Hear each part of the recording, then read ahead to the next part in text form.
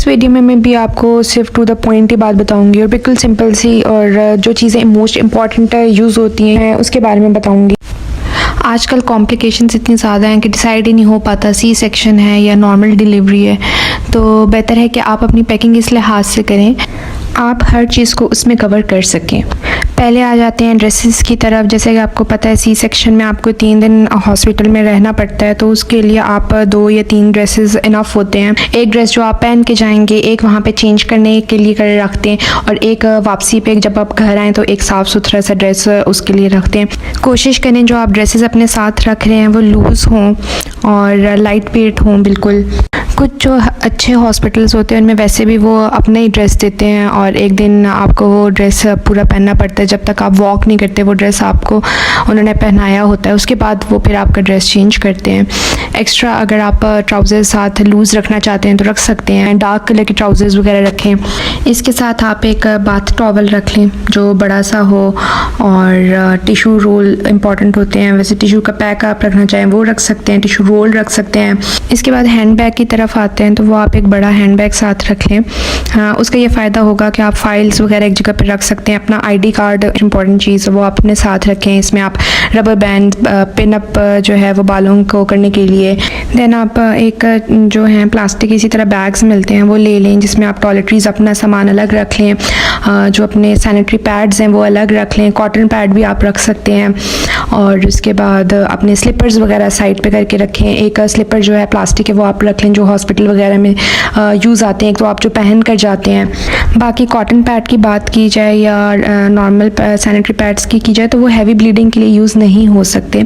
Start में 1 to 3 days आपकी heavy bleeding होती है तो मैं यही रिकमेंड करूँगी जो पेशेंट डायपर होता है वो आप जो है फर्स्ट 3 डेज़ वो यूज़ करें। जब आप वो करते हैं तो एक तो पेन होता है, सीता है, तो आप बार बार उठ नहीं सकते, बैठ नहीं सकते, तो बेहतर है कि आप एक ही दफ़ा में वो कर पूरा दिन आपके एक चल भी जाता है और ईजी आपके लिए भी रहता है। नेक्स्ट आते हैं मेकअप की तरफ जो लड़कियों की सबसे ज़रूरी ग़िज़ा है और ज़रूरी है कि जब आप जा रहे हैं तो अपने साथ हल्का फुल्का सा मेकअप रख लें जो बेसिक है, लाइक बेस हो गई, उसके बाद मस्कारा हो गया, सिर्फ एक ब्लश ऑन रख लें। तो इससे क्या होगा कि जब आप फ्रेश अपने आप को रखेंगे एक तो अच्छा इंप्रेशन भी पड़ता है, आपकी पर्सनालिटी भी जो है वो मेंटेन रहती है एंड देन आपकी डॉक्टर भी आपको देख के खुश होती है। तो एक जब मरीज़ मरा मुक्का हुआ वहाँ पे पड़ा रहेगा तो दूसरा बंदा भी उसको देखेगा तो बीमार वाली फीलिंग्स आ रही होती हैं।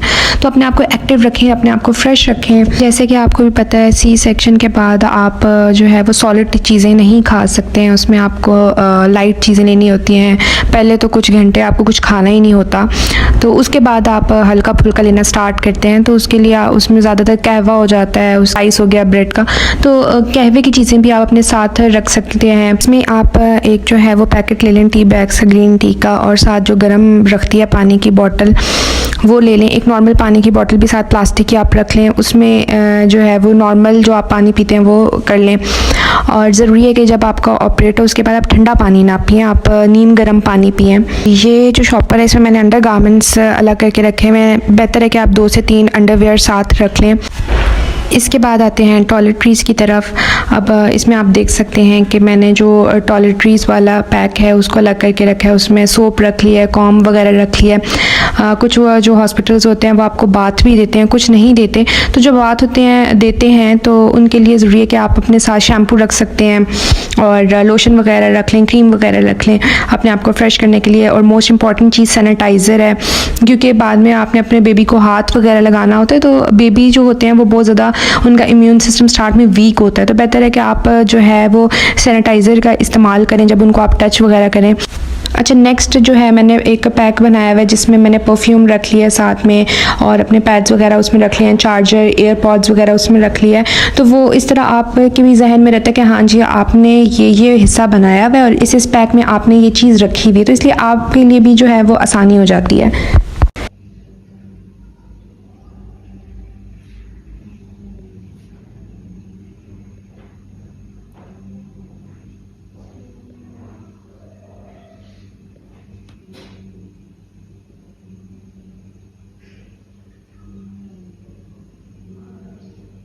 और जहाँ तक मुझे लगता है इसके अलावा कोई एक्स्ट्रा चीज़ लेके जाने की ज़रूरत नहीं है।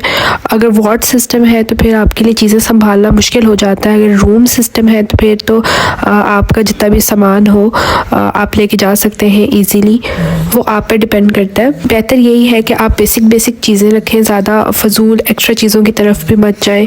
रही बात नॉर्मल डिलीवरी की, तो उसमें तो एक ही दिन के लिए बंदे ने जाना होता है, फिर उसके बाद उसकी वापसी हो जाती है। तो उसके लिए बैग ले लें और उसमें फिर ये होता है कि आप 2 कपड़े रख लें। इन्हीं चीज़ों को आप हाफ कर, जितनी देर आप वहाँ पर स्टे कर रहे हैं उस अकॉर्डिंग फिर आप चीज़ें पैक कर लें, क्योंकि मेन सी सेक्शन का ही रोला होता है। उसमें कुछ समझ नहीं आ रहा होता कि क्या रखना है क्या नहीं रखना, क्योंकि आप 3 दिन के लिए जा रहे होते हो। इसी के साथ मुझे दे इजाज़त। अल्लाह हाफ़िज़ और सब्सक्राइब करना मत भूलिएगा।